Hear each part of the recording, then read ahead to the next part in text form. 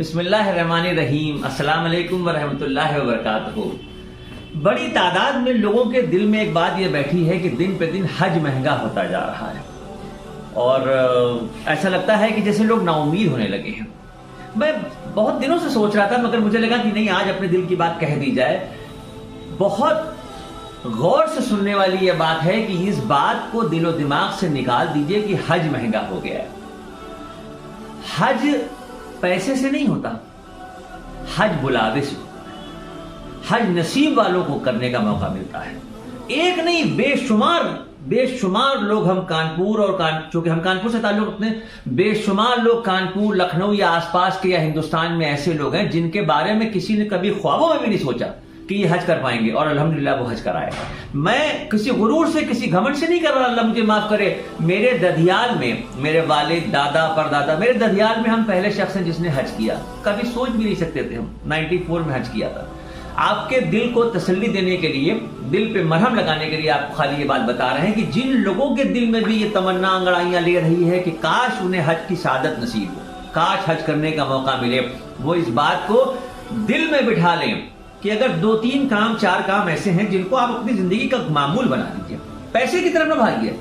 بے شمار پیسے والے لوگ ایسے ہیں جنہوں نے ابھی تک نہ حج کیا ہے، نہ ان کے دل میں اللہ نے خیال ڈالا ہے حج کرنے کے لیے، اور بے شمار لوگ ایسے ہیں جن کے پاس 10 روپے بھی نہیں ہیں، اور اللہ نے ایسے اسباب پیدا کیے کہ وہ حج کر کے چلے آئے۔ پہلی چیز کوشش یہ کیجئے کہ صبح اور شام تلبیہ پڑھیے، لبیک اللہم لبیک، لبیک لا شریک لک لبیک، ان الحمد والنعمت لک والملک لا شریک لک۔ اس کا ورد کیجئے۔ قرآن پاک میں سورہ حج کے نام سے ایک سورت، کوشش کیجئے روز یا دوسرے دن تیسرے دن ایسا ایوریج ہو کہ کم سے کم اس کو پڑھتے رہیے۔ سب سے اہم 2 چیزیں، ایک اللہ سے دعاؤں کی درخواست لگاتے رہیے۔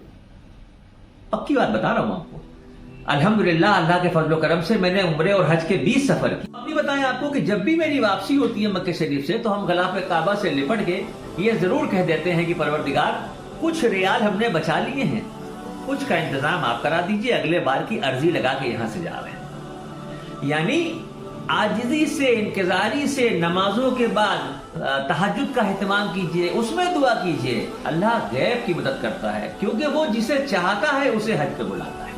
ہر آدمی کے بس کی بات نہیں۔ ظاہر سی بات ہے، جب حج کا ذکر آتا ہے تو تصور میں مدینہ منورہ بھی نظر آتا ہے۔ جب مدینے کا ذکر ذہن میں آتا ہے تو پھر گنبد خضرا، روضہ رسول کی جالیاں، ریاض الجنہ، مسجد نبوی، مدینے کی ہوائیں جن میں سانس لے لو تو ایسا لگتا ہے کہ پوری باڈی فلٹر ہو گئی۔ نبی کریم صلی اللہ علیہ وسلم سے اگر دل سے کوئی عشق کر رہا ہے اور اس کے بعد طلب ہے کہ سرکار ہمیں اپنے شہر میں بلا لیجئے، ہمیں مدینہ پاک دکھا دیجئے، ہمیں گنبد خضرا دکھا دیجئے۔ بڑا اچھا سا ایک شعر تھا کہ ہم تو شعبان سے رمضان کے روزے رکھیں، ہم تو شعبان سے رمضان کے روزے رکھیں، ان کے دیدار سے افطار اگر ہو جائے۔ تو دیدار کیسے ہوگا؟ دیدار کا مطلب یہ ہے کہ آپ مدینہ شہر پہنچ جائیں، اڑ کے پہنچ جائیں۔ صبا مجھ کو لے چل اڑا کر مدینے، دل مسترب کی کہانی کہیں گے۔ یہ چھوٹا سا مختصر سا ویڈیو ہے ان لوگوں کے لیے جو نا امیدی کی کگار پہ کھڑے ہوئے ہیں، انہیں وہاں سے واپس لا کے ان میں جوش پیدا کیا ہے میں نے کہ آپ درود کا کثرت سے اہتمام کیجئے، سورہ حج پڑھیے، اللہ سے دعاؤں کا تعلق رکھیے، اور تھوڑا بہت پیسہ جو بھی 10، 20، 25، 50 روپے ہوں آپ نیت سے جوڑنا شروع کر دیجئے۔ دیکھیے اللہ کیسی برکت دے گا، آپ کے کاروبار میں برکت دے گا۔ بے شمار لوگ ایسے ہیں جو کسی نہ کسی کے حج بدل پہ بھیج دیے جاتے ہیں، تمام راستے نکلتے ہیں۔ یہ سارا کنیکشن حج بدل پہ کوئی کیوں کسی کو بھیجے؟ حج بدل پہ وہ لوگ جاتے ہیں جن کے لیے عاجزی اور انکساری کی دعائیں عرش تک پہنچتی ہیں کہ اللہ میرے لیے کوئی راستہ نکال دے۔ اللہ سبیل پیدا کر دیتا ہے، کسی بڑے آدمی کے دل میں ڈال دیتا ہے کہ بھائی ابا کے نام سے ان سے حج کرا لو، یہ حج کرنے چلے جائیں۔ تمام راستے ہوتے ہیں۔ اب مجھے کوئی مفتی یا کوئی فتوے والی بات تو نہیں، میں نہیں دے رہا ہوں کہ نہیں بھائی پہلے اپنے نام سے حج کرنا ہے یا پہلے کس کے نام سے حج کرنا ہے۔ بہرحال حج اگر کرنا ہے تو اللہ سے دعاؤں کا تعلق اور نبی کریم صلی اللہ علیہ وسلم سے درود کا اہتمام کر لیجئے۔ السلام علیکم ورحمۃ اللہ وبرکاتہ۔